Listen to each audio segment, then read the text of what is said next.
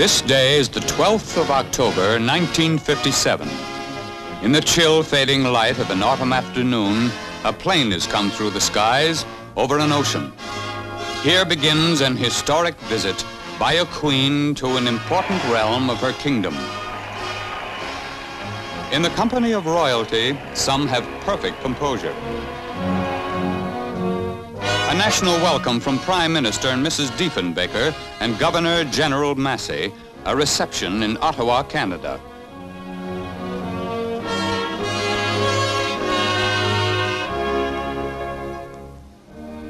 Those who served in the name of the Crown are reverently honored before the royal tour commences.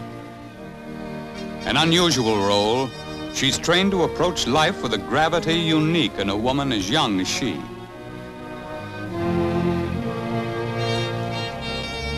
Her husband, the Duke of Edinburgh, lends extraordinary support.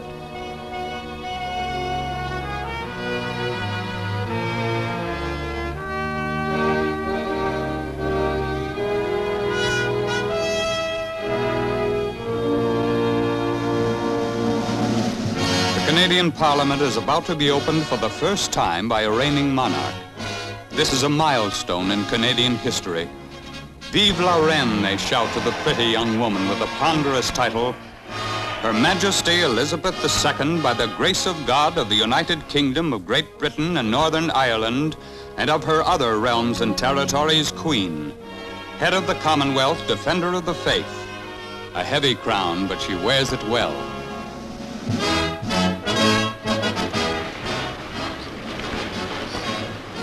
Pray be seated, veuillez vous asseoir. Her shyness is endearing, her devotion to duty inspirational. I wish to express to you and to the people of Canada my gratitude and that of my husband for the warmth of the loyalty and affection with which we have been welcomed here in Canada.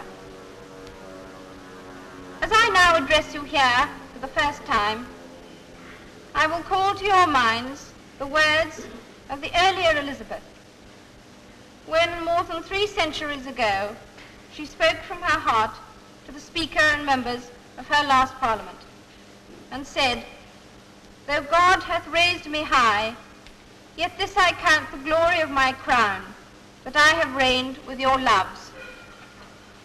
Now here in the New World, I say to you that it is my wish that in the years before me, I may so reign in Canada and be so remembered. On this happy day, when we give thanks to God for all that he has bestowed on us, I ask that he may bless and guide you.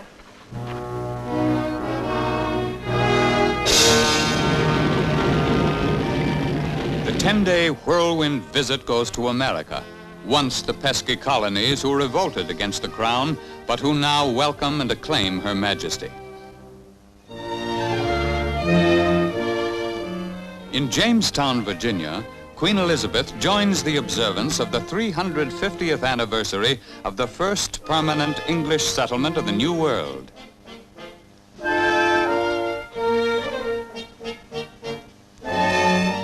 Officially, this is a film documentary of a diplomatic visit, but it is also a portrait of one of the world's outstanding young women.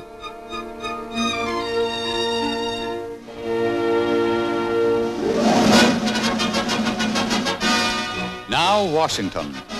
Traveling the length and breadth of the earth, she has become the best known, best loved, and most informed British sovereign of all time.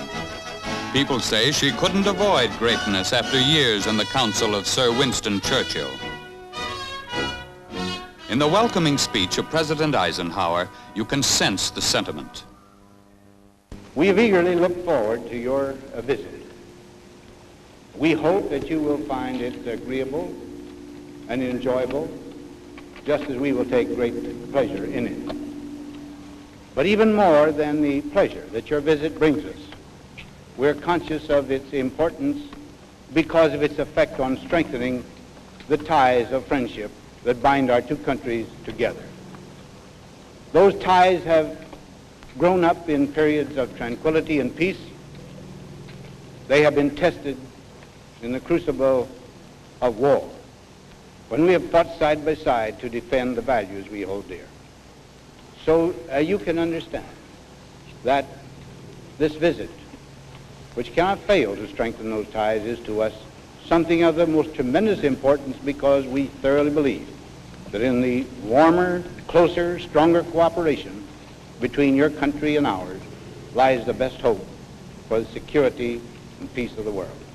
Thank you very much for coming to us. She remembers him well from the days when she was Princess Lilibet.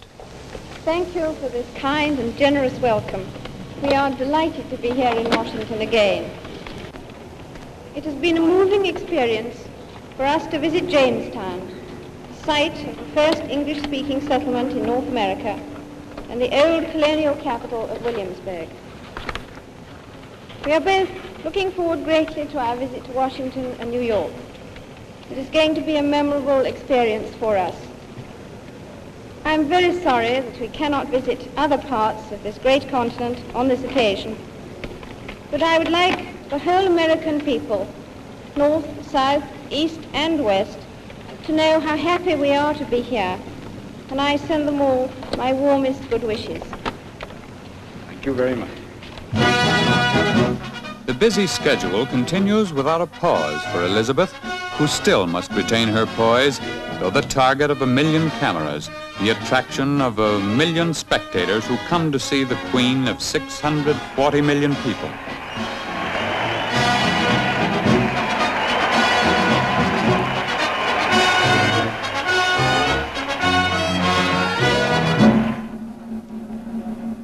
Respects to the unknown soldier, a ceremony that symbolizes the adversities two nations have faced together.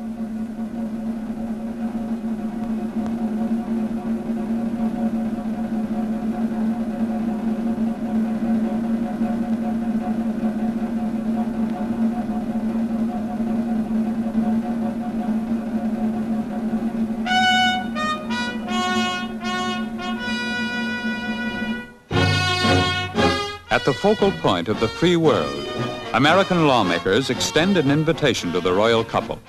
Even though the rituals have a sincere meaning, they are meticulously rehearsed step by step with split-second timing.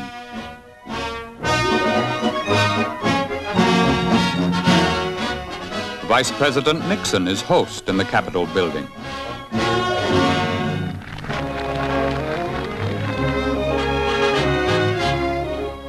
Mrs. Nixon also greets the Queen and her handsome husband. A call at her own embassy for more formal affairs. It would be revealing to compare her inner thoughts now with the dreams a child has about becoming a queen. Perhaps the glory and the glamour are outweighed by the endless demands and the loneliness imposed by the crown. Here she confers upon Louis William Douglas the award Honorable Knight Grand Cross of the Order of the British Empire. Mr. John S. Coleman is also knighted. At 31, she is as regal as Victoria, but the Queen also has a human side, for as just plain Elizabeth Windsor, she is good-natured, has a lively sense of humor, likes to throw back her head and laugh unrestrainedly, prefers sport clothes to formals.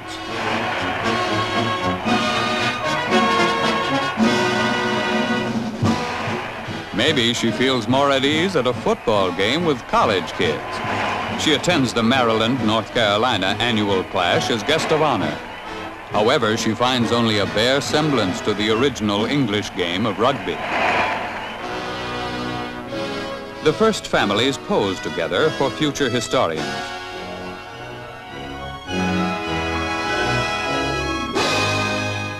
The American people gather at every turn along the way to watch plaques unveiled, troops reviewed, trees planted, receptions attended, balls, banquets, supermarkets, hospitals, and churches.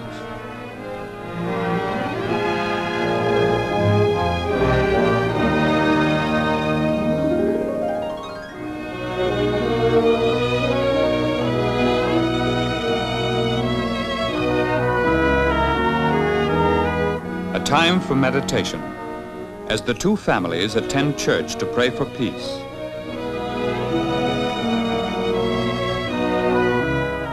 Here, the significance of the tour becomes more apparent. The need for strong bonds between free peoples during critical times in the world.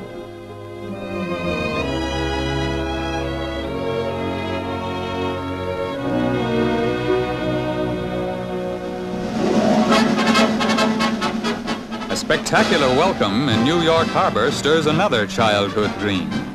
Accompanied by Governor Harriman, also a friend remembered from her youth, she marvels at the wonders about her.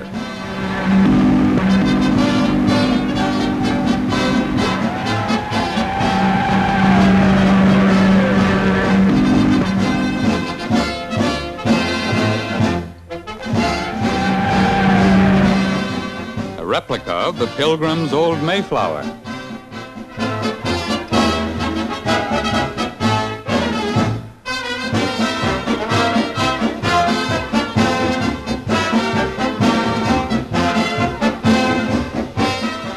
Another Lady of Liberty looks on. Her most memorable thrill, perhaps, is the first sight of the dazzling skyline. So big, she exclaimed, so many, so close together.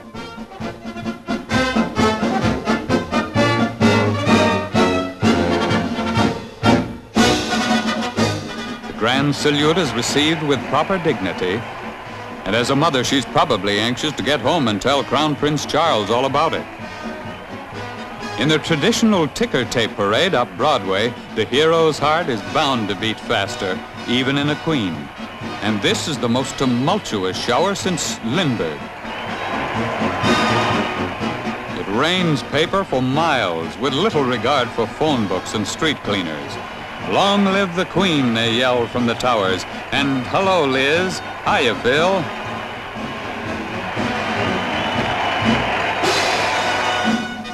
Many of the United Nations owe allegiance to Elizabeth, for her domain enwraps 1/4 of the population of the globe. Secretary General Hammerskojld escorts her at this crossroads of the world. As the royal tour nears an end, some can hardly reconcile the slight, rather girlish figure undaunted by the exhaustive demands of duty. New Zealand's Sir Leslie Munro, President of the General Assembly, bids her farewell. What will she remember of the grand visit? The 3,000 handshakes, the struggle with 95 trunks of clothes, the ever-present cameraman?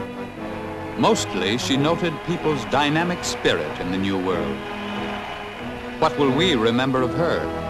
The high regal voice, the classic profile, the constant smile, her majestic carriage, the glittering gowns, but mostly her, as she exemplifies the courage of her people.